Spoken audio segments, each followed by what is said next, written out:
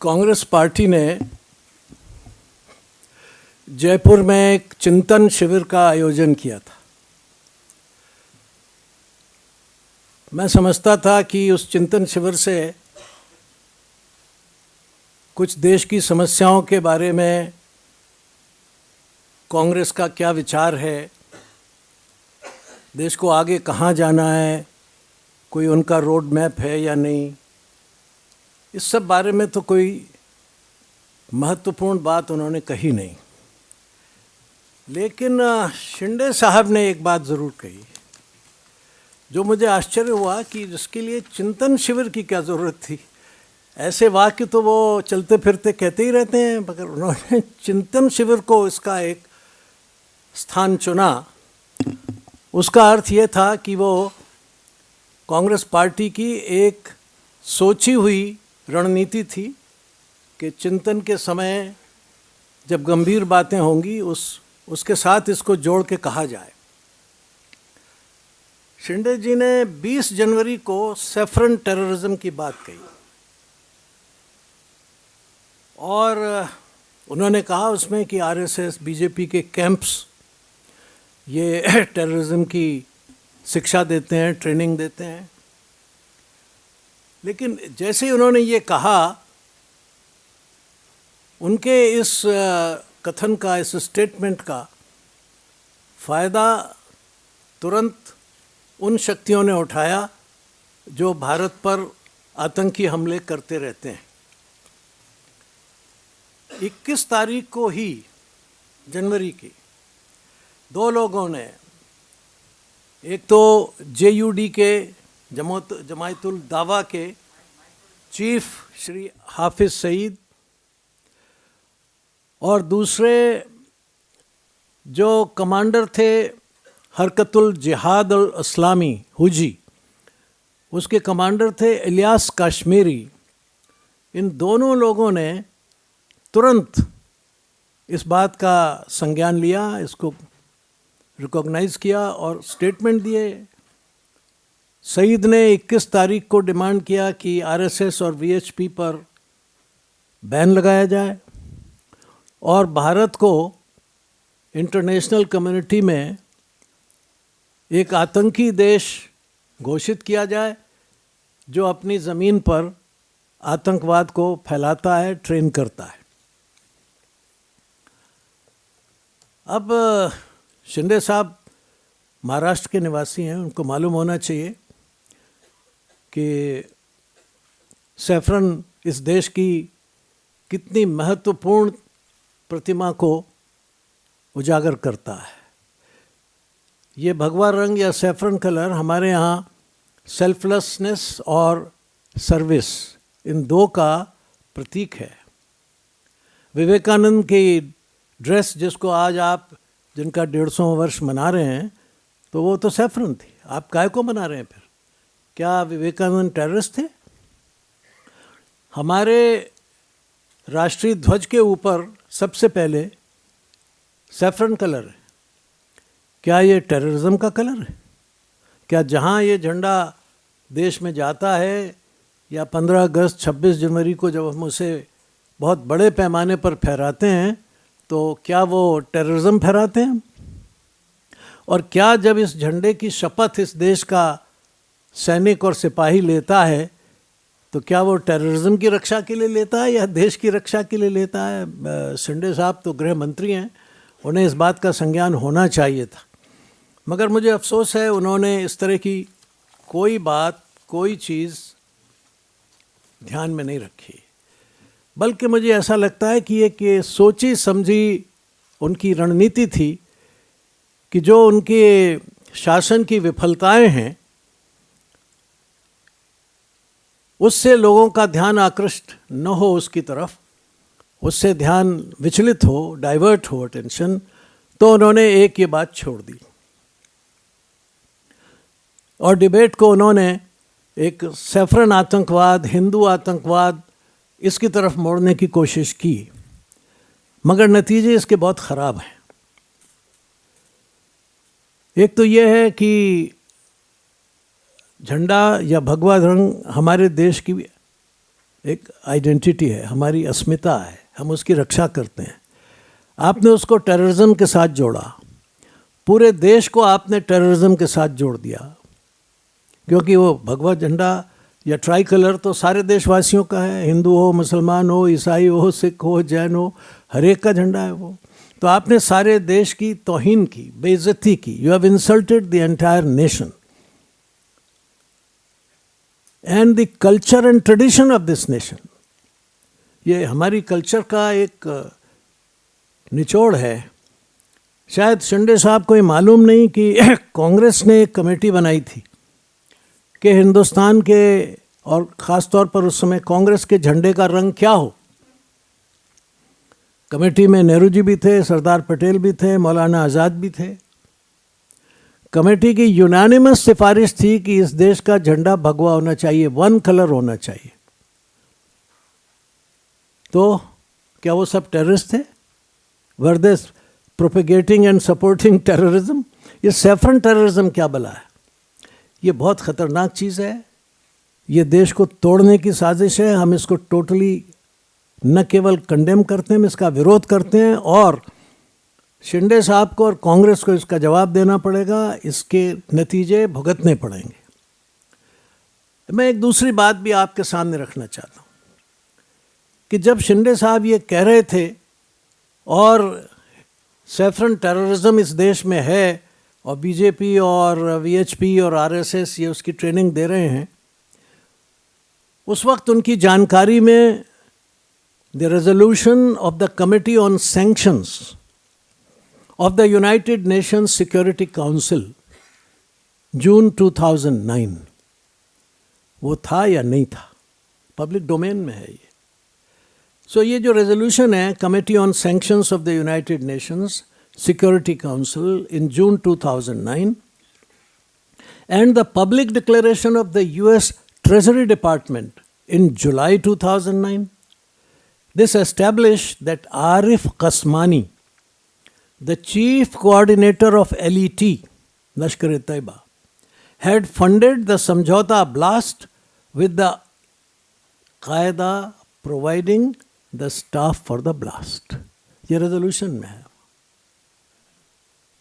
It also brings out that Pakistan's Interior Minister Rahman Malik has said in January 2010 that Pakistani terrorists were hired for the blast. ये भी record पर है. It also brings out that the confession of Faiza Autalha, the third wife of David Coleman Headley, in 2008, the statement was made public in 2010 that Headley was involved in the Samjhauta blast and she was also involved, though innocently. And also the same resolution continues to say, the Simi leader's testimony under narco effect in 2007, made public in 2008, that they had provided support for the Pakistanis involved in the attack. Now all this information is available in public domain, pointing and admitting to the involvement of Pakistan and Karachi-based businessman Arif Qasmani, Lashkar-e-Taiba and Al-Qaeda, David Coleman Headley and his third wife, as assisted by Simi from Indore, but suppressed in the investigation by NIA. अब NIA की कहानी तो कुछ और ही है. NIA ने इस सब के बाद कहानी घड़ी है. ये क्या बात है? ये इसकी पूरी जांच होनी चाहिए. सरकार को इस पर साफ बताना चाहिए अगर ये जानकारी उनके पास थी या नहीं थी. अगर नहीं थी तो क्यों नहीं थी? सारी दुनिया के पास है, उनके पास क्यों नहीं थी? और अगर थी तो इसको छिपा के उन्होंने फिर एक नई कहानी क्यों बनाई? और आज तक उसमें क्या किया? हमेशा उसको एक लटकाए रखते हैं कि ये ट्रेनिंग हो रही है, फिर उसके बाद गृह मंत्री के गृह सचिव कहते हैं कि हमारे पास सबूत हैं. क्या सबूत हैं? कि ये कुछ लोगों के खिलाफ जांच हो रही है. तो जांच हो रही है तो अभी सबूत तो नहीं है ना. अगर आपके पास जांच में कोई सबूत आए हैं तो पेश कीजिए और दंडित कीजिए उनको। कोई ये नहीं कहेगा कि जो लोग क्रिमिनल एक्टिविटीज़ में या विध्वंसक एक्टिविटीज़ में शामिल हैं उनको कानून के तहत नहीं लाना चाहिए या कानून की प्रक्रिया उन पर नहीं होनी चाहिए। Law should take its own course then. वो तो आप कर नहीं रहे। ये सवाल है इसलिए कि भाई ये आपका खेल क्या है, क्यों कर रहे हैं आप ये खेल? क्या वोट बैंक के लिए, क्या तुष्टीकरण के लिए, क्या ये दिखाने के लिए कि नहीं नहीं नहीं आतंकवादी हिंदू भी है और बड़ा ज़बरदस्त है? तो आप सारी कम्युनिटी को, सारे देश को, इसके प्रतीक झंडे को, सैफरन कलर को भी अपमानित कर रहे हैं। इस हद तक आप जा रहे हैं।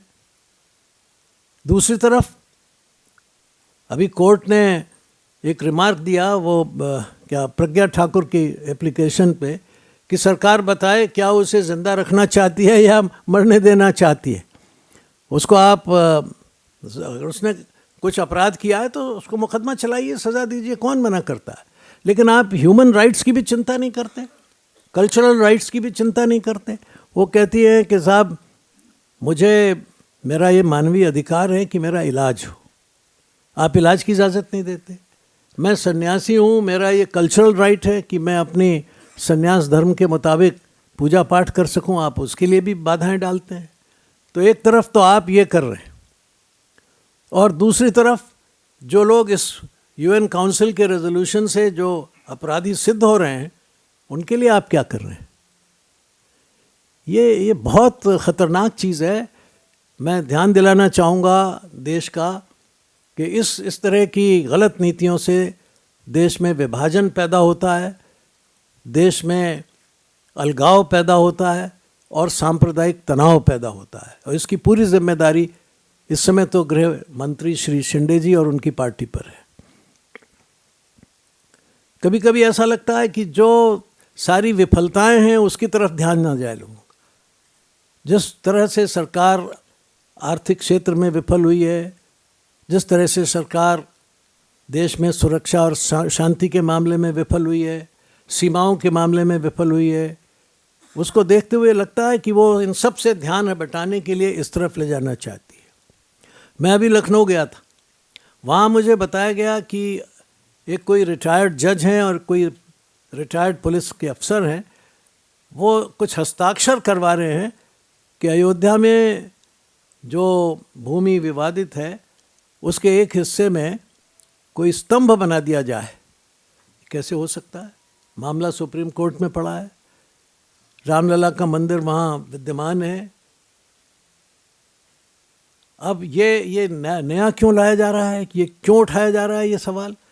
फिर वही, ताकि ध्यान इधर से विफलता से हट के उधर चला जाए और लोगों का ध्यान वास्तविक जो सरकार की विफलता है उससे हट के दूसरी तरफ चला जाए। ये कुछ ऐसी चीज़ें हैं जो बहुत देश के लिए चिंता का कारण बन सकती हैं। हम इन सारी प्रवृत्तियों का तीव्र विरोध करते हैं। हम ये चाहते हैं कि सरकार की गलत नीतियाँ, उनके गलत काम ये बराबर जनता के सामने लाए जाएं और हम लाते रहेंगे।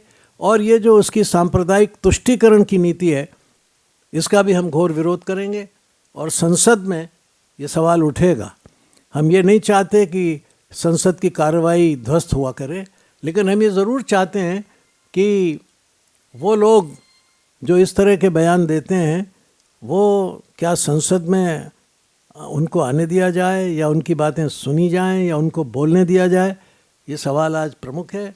पार्टी इस पर बहुत गंभीर है और मैं समझता हूँ सारा देश भी इस पर गंभीर होगा, क्योंकि ये देश के सामान्य प्रश्नों का ही मामला नहीं है, बल्कि ये देश की अस्मिता का सवाल है, देश की आइडेंटिटी का सवाल है, देश की यूनिटी का सवाल है, देश की इंटीग्रिटी का सवाल है। इसके बारे में जो मैंने अभी बोला है ये शायद आपको मिल भी जाएगा, उसके डिटेल्स और भी हैं, वो भी आपको मिल जाएंगे।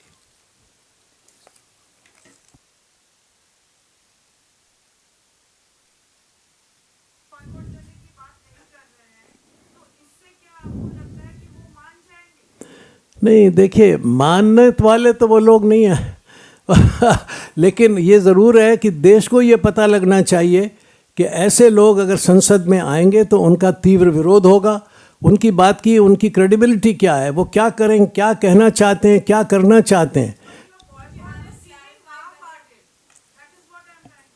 Okay, we will try to take some heart from you and make it full hearted. निस्तुला जी आपका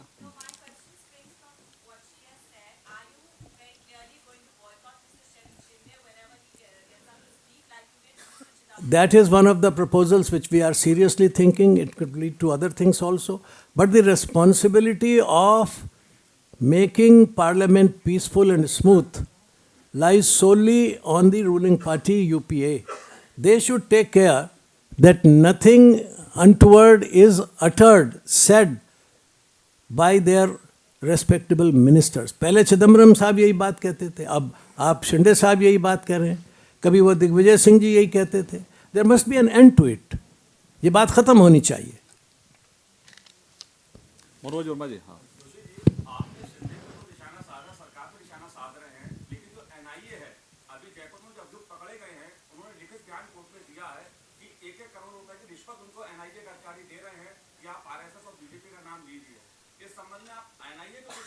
हम नहीं छोड़ रहे. हमने तो कहा ना कि उसके बाद आपने शायद मैं कहा था कि एनआईए जो कुछ कर रहा है अब वो सब इस रेजोल्यूशन के लाइट में बिल्कुल व्यर्थ है, गलत है.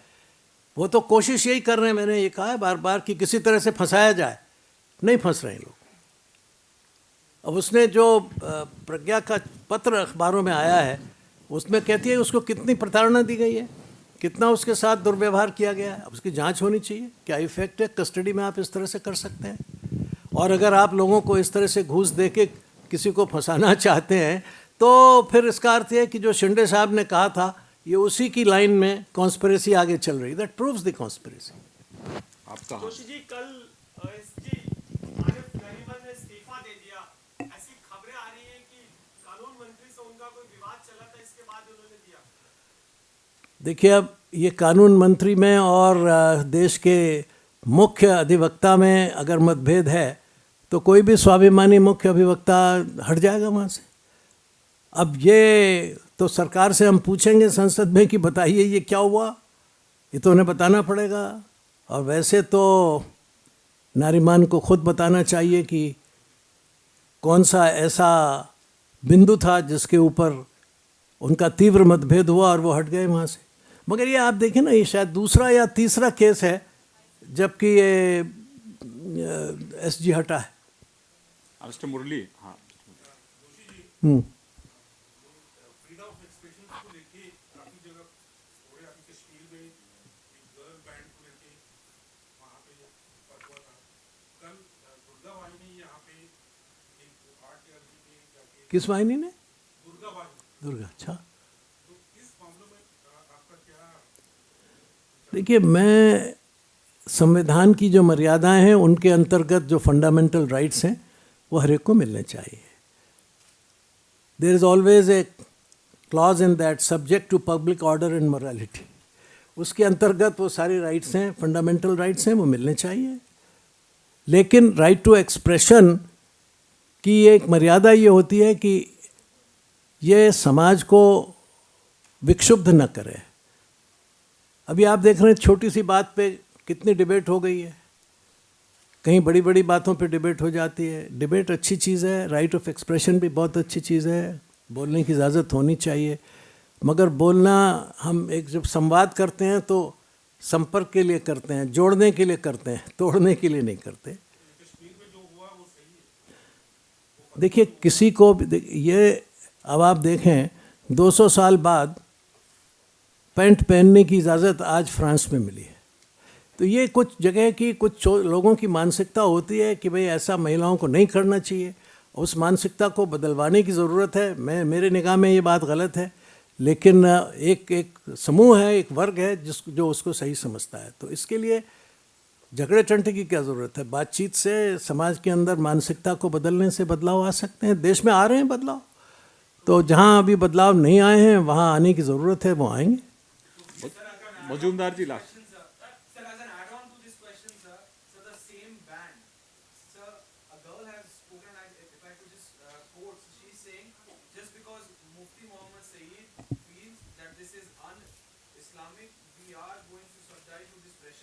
and we are going to disband, and supporting us, all of those bands in Kashmir right now are going to disband. अभी तो प्रोटेस्ट है ना उनका. अब they have a right to protest also. भाई So they're under tremendous pressure in that state of that's right, but you see the pressure is always not desirable.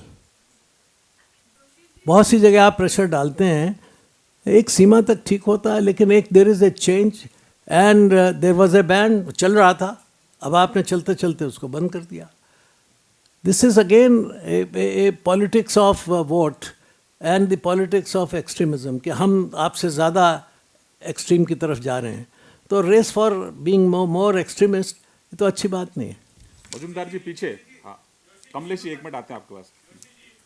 आपको याद होगा कि एनडीए के सरकार के दौरान जिस तरह से जॉर्ज फर्नांडिस का विरोध किया गया था, जब भी कभी ये सदन में आते थे तो सत्ताधार तत्कालीन विपक्ष जो कांग्रेस के लोग थे वो विरोध स्वरूप बाहर जाते थे. क्या इस तरह से ऐसा ही कोई इस पर तो मॉडलिटी जो भी होगी वो सदन शुरू होने से पहले पता लग जाएगी आपको. हाँ, महुआ जी. हाँ. कि आपकी पार्टी में भी आपके पार्टी के अध्यक्ष ने भी थोड़ा फ्रीडम ऑफ एक्सप्रेशन से मना किया है पार्टी के. नहीं, फ्रीडम ऑफ एक्सप्रेशन से मना नहीं किया है. उन्होंने यही कहा है कि जो मसले पार्टी में निश्चित नहीं हुए हैं उनके बारे में, और जिस पर राय कायम नहीं हुई है उसके बारे में न बोलें. और वो तो पार्टी का डिसिप्लिन है. आप पार्टी के सदस्य हैं, you are bound by certain rules.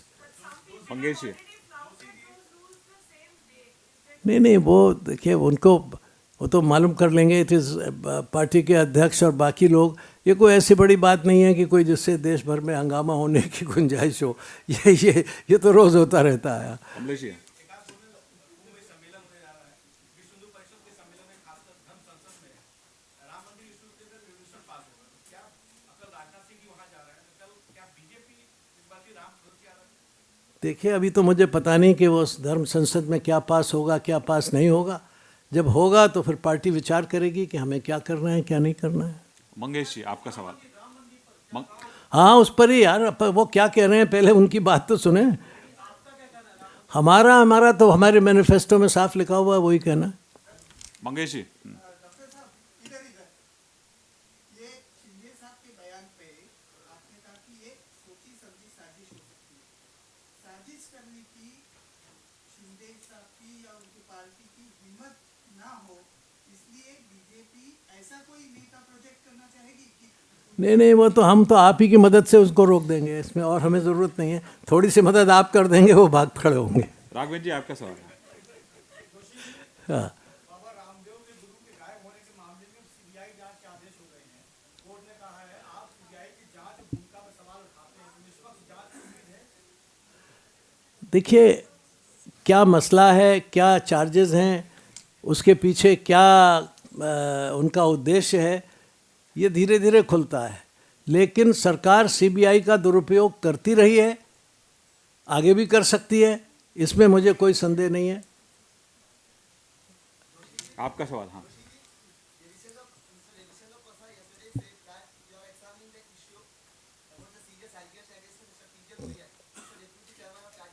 क्या कह रहे हैं? ये जो कोरियन पे जो एलिगेशंस थे ना उसको लेकर पूछ रहे हैं. अब भाई देखो, ये तो केरल की सरकार और उनके बीच का मामला है, और वो उन्होंने जांच पहले बंद कर दी थी, अब दोबारा नहीं कर रहे हैं. तो दूसरा जो प्रतिपक्ष है उसके सामने कानूनी रास्ते खुले हुए हैं, देख इनको. जोशी जी रविंदर. लेट मी एक हो गया. अभी तो क्या सवाल. जोशी जी लेट मी मुलायम सिंह यादव ने कहा है कि सितंबर में लोकसभा चुनाव हो सकते हैं. बीजेपी भी कह रहा है कि हम चुनाव के लिए तैयार हैं. कांग्रेस का ये शाही पुलाव न पका है. बीजेपी चुनाव अपने समय पर होगा. देखिए इन सब मामलों में आप किसी की बात पे यकीन मत कीजिए. कांग्रेस जो कहती है वो भी मत मानिए, और अगर कोई मुलायम सिंह जी कहते हैं वो भी मत मानिए. आप अपने दिमाग से काम कीजिए इस मामले में. जोशी सब जी कुछ हो सकता है राजनीति में. चुनाव भी हो सकते हैं, जल्दी भी हो सकते हैं, समय पे भी हो सकते हैं, और पता नहीं क्या हालात हो जाएं. एक बार होते होते हम लोग जेल चले गए थे, ये भी हो सकता है. आपको क्या पता लगता है? Joshi ji, let me finish my question.